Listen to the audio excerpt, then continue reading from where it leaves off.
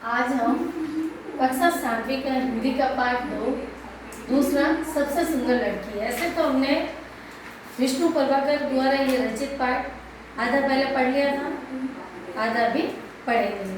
तो उस समय हमने सबसे सुंदर लड़की ये मंजरी नाम की सुंदर लड़की है उसके बारे में पढ़ा था। वह कलाकार यानी हर्ष के पिता क्या है, ये कलाकार है जो समुद्र के अंदर जाल फेंकते, शंख, मछलियाँ ये इत्यादि उसमें से निकालते हैं और उससे शंखों से अलग अलग खिलौने, माला आदि बनाते हैं और बेचने का काम करते हैं। वहाँ पर मंजरी अपने पिता के साथ रिश्तेदार है मंजरी जो हर्ष के वहाँ रहने के लिए आती है और हर्ष और मंजरी समुद्र में साथ साथ में लहरों के साथ में खेलना सीखते हैं। हर्ष तो शुरू से बचपन से समुद्र के किनारे ही रहा है तो उसे तो लहरों के बारे में पूर्णतः ज्ञान था, पर मंजरी अभी अभी आई थी हर्ष के वहाँ, उसे पूर्णतः लहरों का ज्ञान नहीं था। तो मंजरी को लहरों के साथ, बड़ी बड़ी लहरों के साथ खेलना नहीं आता था, केवल वह थोड़ा बहुत उनके साथ खेल लेती थी। पर हर्ष जहाँ रहता था वहाँ पर कनक नाम की लड़की भी रहती थी। तो हर्ष और कनक साथ साथ में खेलते थे और लहरों के साथ, बड़ी बड़ी लहरों के साथ दूर तक समुद्र में निकल जाते थे। परंतु मंजरी को बड़ी लहरों के साथ खेलना नहीं आता था, इसलिए क्या करती थी मंजरी, उन्हें देखती रहती थी और मंजरी को बहुत अधिक जलन भी होती थी कनक से, क्योंकि वह हर्ष के हाथ में हाथ डालकर हर्ष के साथ निकल जाती थी। वह मंजरी को पसंद नहीं था और जो कनक थी उसके पिता समुद्र में नाव लेके गए थे, वापस नहीं लौटे, या तो वह समुद्र में कहीं डूब गए हैं या फिर कहीं खो गए। और जो कनक की माता है वह समुद्र में मछली पकड़ती है और छोटे छोटे मोटे घर के काम करती है।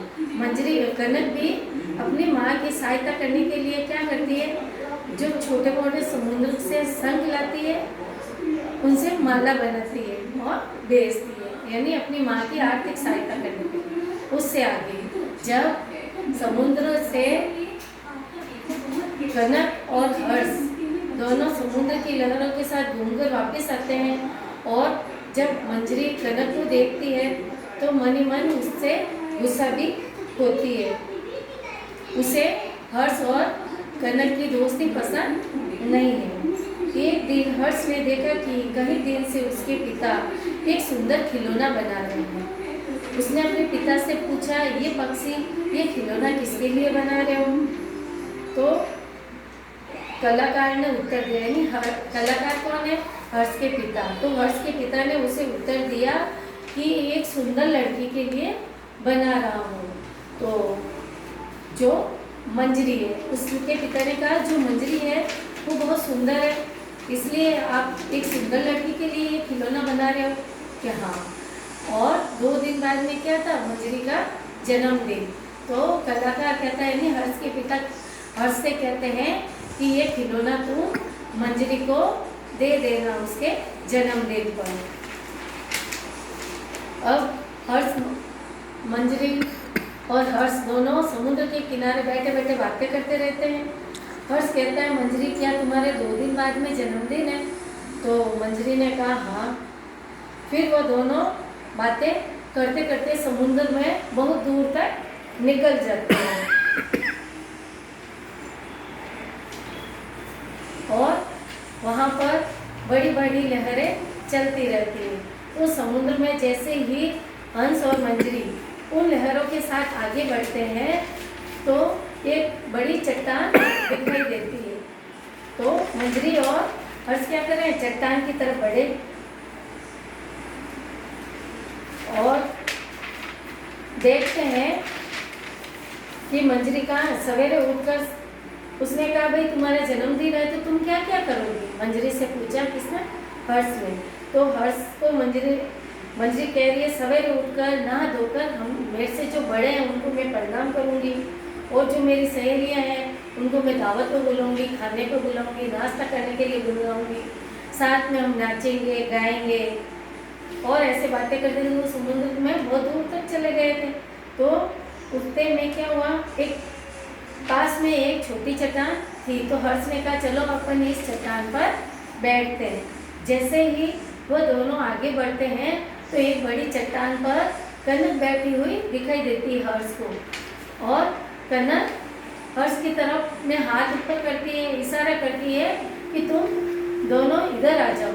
तो हर्ष क्या कहता है उसे कि नहीं, हम उधर नहीं आ सकते, क्योंकि मंजरी अभी तक इतनी बड़ी लहरों पर नहीं चल सकती और मंजरी उधर बड़ी चट्टान के पास नहीं आ सकती।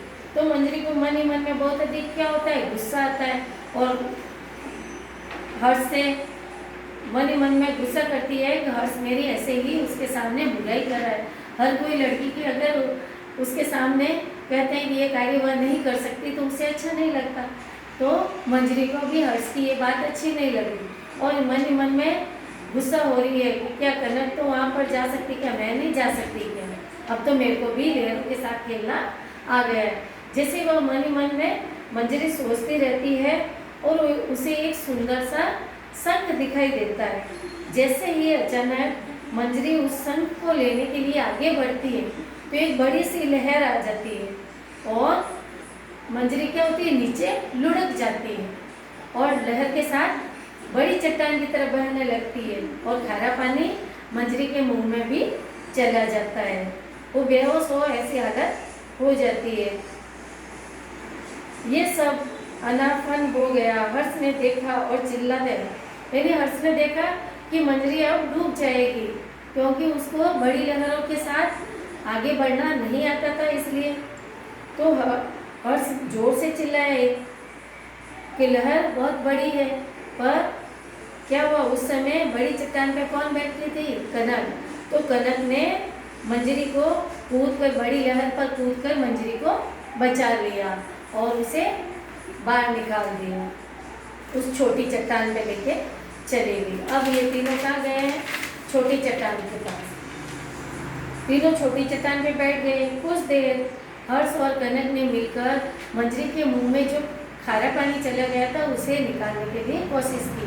पहले क्या किया, मंजरी को उल्टा लेटाया और उसके पीछे से दबाना शुरू किया। फिर मंजरी को सीधा किया, उसकी छाती को दबाया और मुंह के पानी को बाहर निकाला। उनकी आंखें खोल के देखी कहीं वो बेहोश तो नहीं हो गई है, या उसके हाथ पैरों को चेक किया, उन हाथ पैरों की मालिश की। हमें पता है कि जब किसी व्यक्ति के मुंह में अगर गंदा पानी चला जाता है या तालाब में या समुद्र में कोई व्यक्ति डूब जाता है या उसके मुंह में गंदा पानी चला जाता है तो हम क्या करते हैं, उस व्यक्ति को की छाती को दबाते हैं ताकि उसके शरीर के अंदर, मुंह के अंदर जितना अंदर गंदा पानी चला गया है वो शरीर से बाहर निकल जाए। और उसके हाथ पैरों की भी मालिश करते हैं। तो वैसे ही उन्होंने भी किया दोनों ने, और उसकी आंखें भी खोल। थोड़ी देर में मंजरी को होश आ गया, ठीक हो गई। और मंजरी 2 दिन बाद में क्या थी, मंजरी के जन्मदिन की पार्टी।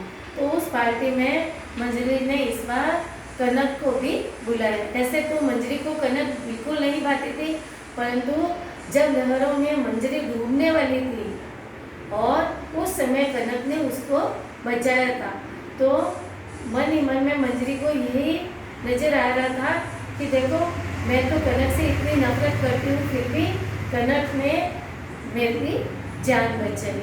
तो किसी व्यक्ति को कलर या रंग से सुंदर नहीं समझा जाता है, उसके कार्यों से सुंदरता बढ़ती है। तो अब मंजरी को कनक बहुत अच्छी लगने लगी, उसकी जान बचाई थी उसने, इसलिए अब जन्मदिन के अवसर पर कनक को भी बुलाया गया। उसने सब बच्चों की दावत को बुलाया, कनक को भी बुलाया। सबने अपने अपने उपहार भी दिए। फिर सबसे अंत में किसने उपहार दिया, हर्ष ने, जो उसके पिता कलाकार ने बनाया था। उसने कहा मैंने सबसे सुंदर लड़की के लिए सबसे सुंदर खिलौना बनाया है। और वह खिलौना किसके द्वारा बनाया गया था, सुंदर सुंदर छोटे छोटे शंखों के द्वारा बनाया था। किसने बनाया, हर्ष के पिता ने बनाया था। किसके लिए बनाया था, मंजरी के लिए बनाया था। तो वह सुंदर लड़की कौन थी? मंजरी दिखने में बहुत गुड़िया जैसी सुंदर थी ना, तो उसने कहा ये सुंदर खिलौना उस सुंदर लड़की के लिए है, और ये खिलौना उसने किसको दे दिया? मंजरी के हाथ में। सबसे खुशी, सभी खुश हो गए, सब तालियां बजाने लगे, पर हर्ष वहीं खड़ा रहा। मंजरी ने क्या किया? वह खिलौना कनक को दे दिया। सब देखकर अचंभा हो गए कि भाई क्या हुआ? मंजरी सबसे सुंदर है, हर्ष ने तो मंजरी के लिए ये खिलौना लेके आया था, उसको दिया था, और मंजरी ने कनक को क्यों दे दिया? फिर भी सब बहुत खुश हो गए। कभी फिर मंजरी ने बताया। हर्ष अपनी जगह से उठा, प्यार से खिलौना और मंजरी के हाथों में थमाते हुए उसने क्या कहा कि भाई ये सुंदर खिलौना उस सुंदर लड़की के लिए। सुंदर लड़की यहाँ पर मंजरी नहीं है, मंजरी के लिए सुंदर लड़की कौन है? वो कनक है। तो मंजरी ने कहा ये खिलौना मेरे लिए नहीं, उस सुंदर लड़की के लिए। कौन है सुंदर? कनक, जिसने मेरी जान बचाई। उसने बड़े सने भरे स्वर से मैं उससे कहा ये पक्षी तुम्हारा है। फिर जब समझे तो सभी मंजरी को खूब प्रशंसा की। सबने, जब मंजरी ने उसको खिलौना दिया, सभी व्यक्ति उसको ध्यान से, सभी बच्चे भी उसको गौर से देख रहे थे। पर जब मंजरी ने सारी बात बताई तो सभी बहुत अधिक प्रसन्न हुए और कनक की खूब तारीफ की। कनक अपनी प्यारी प्यारी आंखों से बस मंजरी को देखे जा रही थी, और दूर समुद्र में लहरें चिलचिलाकर उससे बधाई दे रही, और उस समय मंजरी की तरफ देख रही है, और कनक बहुत अधिक प्रसन्न हो रही है, और उसे लग रहा है जैसे क्योंकि उनके सारे घर कहाँ थे? समुद्र के किनारे, तो लहरों की आवाज आ रही थी समुद्र के किनारे। तो ऐसे लग रहा था जैसे सभी कनक को बधाई दे रहे कि भाई तुम बहुत अधिक बहादुर लड़की हो, बहुत अच्छी लड़की हो, जो हमेशा दूसरों की सहायता करती है। देखो हम जानते हैं मंजरी एक पैसे वाली अच्छी सुंदर लड़की थी, और कनक जिसकी घर की आर्थिक स्थिति अच्छी नहीं थी, फिर भी दिखने में मंजरी सुंदर थी, पर गुणों से कनक बहुत अधिक सुंदर थी। तो व्यक्ति की पहचान उसके रंग से नहीं होती है, उनके कार्यों और गुणों से होती है। इस पाठ के द्वारा लेखक आपको यही समझाना चाहता है कि किसी व्यक्ति के चेहरे की सुंदरता से उसकी तारीफ न करें, उसके कार्यों से उसकी तारीफ की जानी चाहिए। अगर कलर से किसी व्यक्ति की पहचान नहीं हो सकती, उसके गुणों से उसकी पहचान होती है। आज अपना ये पाठ समाप्त हो गया है। दूसरा, इसके प्रश्न होता है। कक्षा कार्य प्रश्न।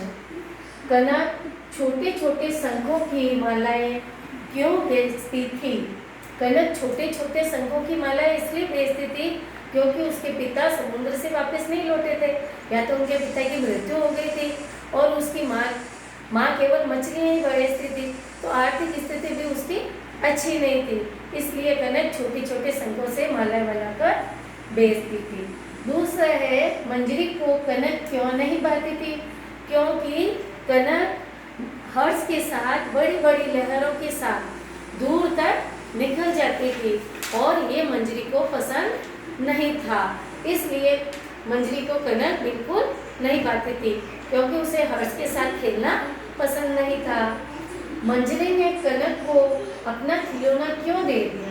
मंजरी ने कनक को अपना खिलौना इसलिए दे दिया क्योंकि मंजरी के अनुसार कनक दिखने में सुंदर नहीं, परंतु अपने कार्य से बहुत अधिक सुंदर थी, और मंजरी की जान कनक ने बचाई थी, इसलिए उसने वह खिलौना कनक को दे दिया।